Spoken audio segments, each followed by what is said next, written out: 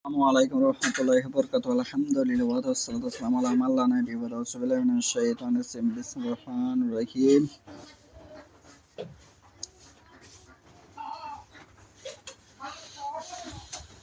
An Sa'id qala sami'tu Aba Umama qala sami'tu Aba Sa'idil Khudri radhiyallahu anhu yaqulu nazala ahalu Quraish ala hukmi Said ibn Muaz fa'arsala Nabi sallallahu alaihi wasallam ila Said fa'ata ala himar falamma da'ana minal masjidi qala lil ansar qumu ila sayyidikum aw khairikum faqala haula'i nazalu alayya hukmika faqala taqtulu muqati'ila atahum wa tasbi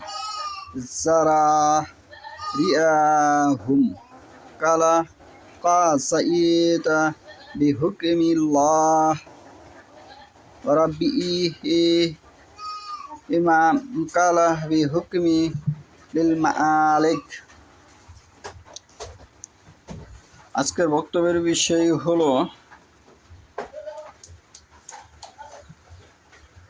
রাসূলুল্লাহ সাল্লাল্লাহু আলাইহি সাল্লাম উপস্থিত থাকা সত্ত্বেও তার সাহাবী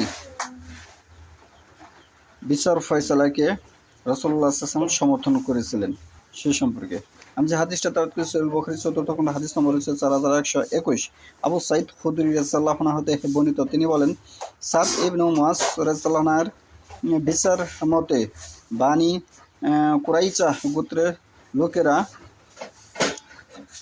তাবু থেকে বেরিয়ে আসিল। নবী সাল্লাল্লাহু আলাইহি ওয়াসাল্লাম সাদকে আনার জন্য লোক পাঠালেন। তিনি গাদায় চড়ে আসলেন, গাদার উপর বসে আসলেন। তিনি মসজিদে নববীর নিকটবর্তী হলে রাসূলুল্লাহ সাল্লাল্লাহু আলাইহি ওয়াসাল্লাম আনসার সাহাবীগণকে লক্ষ্য করে বললেন, তোমরা তোমাদের নেতা বা সর্বোত্তম লোককে স্বাগত জানানোর জন্য দাঁড়িয়ে যাও। অতঃপর রাসূলুল্লাহ সাল্লাল্লাহু আলাইহি ওয়াসাল্লাম বলেন, এরা তোমার ফয়সালা মেনে নিয়ে তাঁবু থেকে নিচে নেমে বেরিয়ে এসেছে। তখন তিনি বললেন, তাদের যোদ্ধাদেরকে হত্যা করা হবে এবং তাদের সন্তানদেরকে বন্দী করা হবে।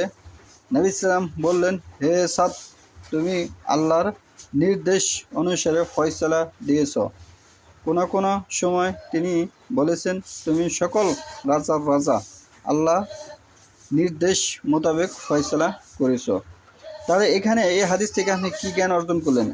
এখানে রাসূলুল্লাহ সাল্লাল্লাহু আলাইহি ওয়াসাল্লাম তো ফয়সালা দিতে পারতেন, কিন্তু সাদ রাদিয়াল্লাহু ফয়সালা দেওয়ার জন্য তাকে ডেকে আনা হলো এবং তার ফয়সালাকে রাসূলুল্লাহ সাল্লাল্লাহু আলাইহি ওয়াসাল্লাম সমর্থন করলেন। সঠিক হয়েছে দেখে রাসূলুল্লাহ সাল্লাল্লাহু আলাইহি ওয়াসাল্লাম সমর্থন করেছেন। তাহলে এখানে দেখা যায় যে এই হাদিস থেকে যে জ্ঞানটা আপনি অর্জন করলেন, যে রাসূলুল্লাহ সাল্লাল্লাহু আলাইহি ওয়াসাল্লাম অনেক সময় সাহাবীদের কথাকে অগ্রাধিকার দিয়েছেন যদি সেটি ওহী অনুসারী হয়। সাহাবীদের কথাটা যদি ওহী অনুসারী হয় তাহলে রাসূলুল্লাহ সাল্লাল্লাহু আলাইহি ওয়াসাল্লাম সমর্থন করেছেন, এই হাদিস থেকে বোঝা যায়। এবং এই হাদিস থেকে কিন্তু বেদাতীরা একটা দলিল উপস্থাপন করে থাকে অনেক খাতিরে, যে উত্তম ব্যক্তি লোককে স্বাগত জানানোর জন্য দাঁড়িয়ে যাও, এই কথাটি কিন্তু রাসূলুল্লাহ সাল্লাল্লাহু আলাইহি ওয়াসাল্লাম বলতেছে।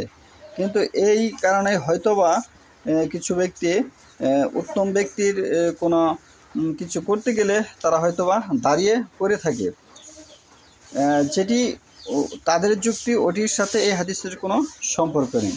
এই হাদিস এটি বিচার ফয়সালার একটি কার্যকলাপের সাথে সম্পর্কিত।